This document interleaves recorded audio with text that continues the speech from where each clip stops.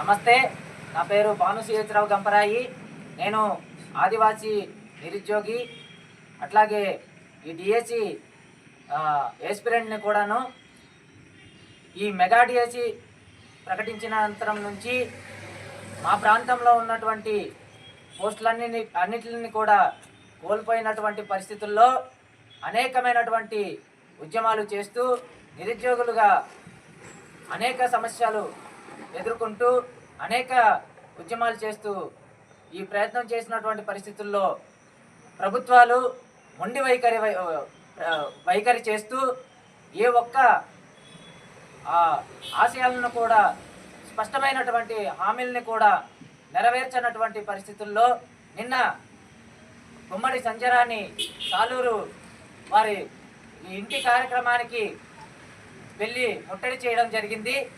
అలాగే ముట్టడి చేసిన అనంతరం మా ప్రాంతం నుంచి పెద్ద ఎత్తున నిరుద్యోగులంతా కూడా తరలి వెళ్ళడం జరిగింది. ఆ తరుణంలోని ఆ ప్రాంతంలో ఉన్నటువంటి పోలీస్ శాఖ వారు మమ్మల్ని నిర్బంధించి కట్టడి చేసి మా అందరినీ కూడా అరెస్ట్ చేసినటువంటి పరిస్థితి. అరెస్ట్ చేసి మమ్మల్ని అందరినీ కూడా చిత్రహింసలు చేసినటువంటి పరిస్థితి. కనుక మేము రేపు 25వ తారీఖున ఈ సమస్యలన్నింటినీ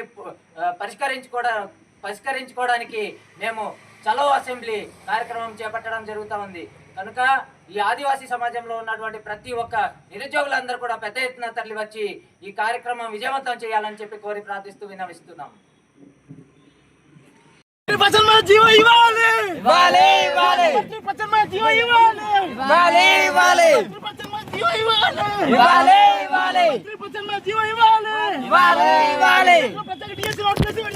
ఆ ప్రాంతంలో ఉన్నటువంటి ఆదివాసీ ప్రాంతంలో ఉన్నటువంటి ఉద్యోగాలన్నీ కూడా మాకే ఇవ్వాలని చెప్పేసి అనేకమైనటువంటి ఉద్యమాలు చేస్తున్నటువంటి పరిస్థితి నిరుద్యోగులుగా. అట్లాంటి సమయాల్లో కూడా అనేక సందర్భాల్లో సీఎం గారు హామీ ఇచ్చారు, ఇటు మంత్రి గారు కూడా హామీలు ఇవ్వడం జరిగింది. అట్లాంటి సమయాల్లో కూడా ఈ రోజు వరకు ఒక్క విషయంలో కూడా ఏ ఒక్క హామీని కూడా నెరవేర్చినటువంటి పరిస్థితి. మరి అట్లాంటి ఇప్పుడు మెగా డిఎస్సి రిలీజ్ చేసి ఎగ్జామ్స్ అయిపోయి వాళ్ళందరికీ కూడా మళ్ళీ ఏంటంటే ప్లేస్మెంట్స్ కూడా ఇచ్చేసినటువంటి పరిస్థితి. మరి ప్లేస్మెంట్స్ ఇచ్చేసినటువంటి పరిస్థితుల్లో ఇప్పుడు మేము గిరిజన బిడ్డలుగా మా ప్రాంతంలో ఉన్నటువంటి నిరుద్యోగులుగా మాకు రేపొద్దున ఉద్యోగాలు ఎట్లా వస్తాయి సార్?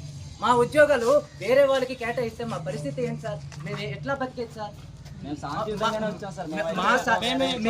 మా బాధ మా కష్టాన్ని మా బాధల్ని తెలియజేద్దాం. డైరెక్ట్ గా వెళ్ళి ఇన్ని నెలలు అవుతుంది, ఎవరు కూడా పరిష్కరించేటటువంటి పరిస్థితుల్లో లేరు.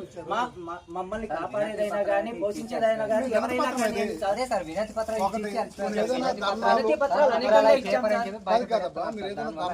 రాస్తారోకోలు చేసేటప్పుడు పోలీసులకు ఇంటిమేషన్ ఇవ్వాలా, ఒక పెర్మిషన్ తీసుకోవాలా, అనేది చేయకూడదు.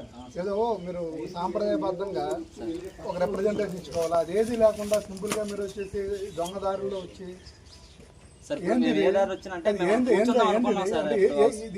ఏం మెసేజ్ ఇస్తుంటారు మీరు?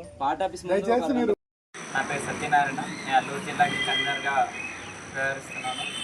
మేము ఇప్పటిదాకా జరిగిన చాలా కార్యక్రమాల్లోనూ ఆ గిరిజన ప్రాంతాల్లో జరుగుతున్న అన్యాయాలు ప్రతి ఒక్కటి మేము ప్రశ్నిస్తున్నాం. దానికి సమాధానంగా ఎటువంటి ఇది గవర్నమెంట్ నుండి మాకు రాలేదు కాబట్టి మేము తదుపరి కార్యాచరణ కూడా మేము చేయాలనుకుంటున్నాం.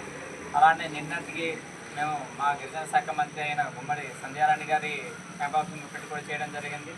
దీనికి చాలా మట్టుకి మాకు రక్షణ శాఖ నుండి పోలీస్ శాఖ నుండి చాలా అడ్డంకులు జరిగి మమ్మల్ని అడ్డుకునే ప్రయత్నం చేశాయి. అక్రమంగా మమ్మల్ని నిర్బంధించే ప్రయత్నం కూడా చేశారు. కావున మేము వాళ్ళని ప్రశ్నించడానికి వారి క్యాంప్ ఆఫీస్కి వెళ్ళినా వారు లేరు కాబట్టి వారు ఎక్కడైతే ఇప్పుడు ప్రస్తుతం అసెంబ్లీ సమావేశాల్లో ఉన్నారో ఆ అసెంబ్లీకే మేము ముట్టడి చేసే ప్రయత్నం అయితే చేస్తున్నాం. అది 25వ తారీఖునే వాళ్ళు అసెంబ్లీకి మేము ముట్టడి చేసే ప్రయత్నం అయితే మేము చేస్తున్నాం. అలానే ఈ 24, 25 తారీఖుల్లోని మా గిరిజన ప్రాంతాల్లో మాకి గిరిజనులు కాకుండా గిరిజనేతరులకి పోస్టింగ్ ఇచ్చే అవకాశం ఉందని చెప్పేసి అంటున్నారు. ఒకవేళ అదే సంఘటన జరిగినట్లయితే తప్పకుండా మా గిరిజన ప్రాంతాల నుండి ఆ గిరిజనేతరులను అడ్డుకునే ప్రయత్నం తప్పకుండా జరుగుతుంది. ఈ విషయం ప్రభుత్వం స్పందించి వీయంత వరకు మనం న్యాయం చేసే ప్రయత్నం జరగకపోతే ఈ గిరిజన ప్రాంతాల్లో ఎటువంటి అలజడి జరిగినా సరే అది గవర్నమెంట్ మాత్రం దానికి బాధ్యత ఉండాలని చెప్పేసి మా అల్లూరు జిల్లా నుండి మేము గిరిజనులు కోరుకుంటున్నాం. Thank you.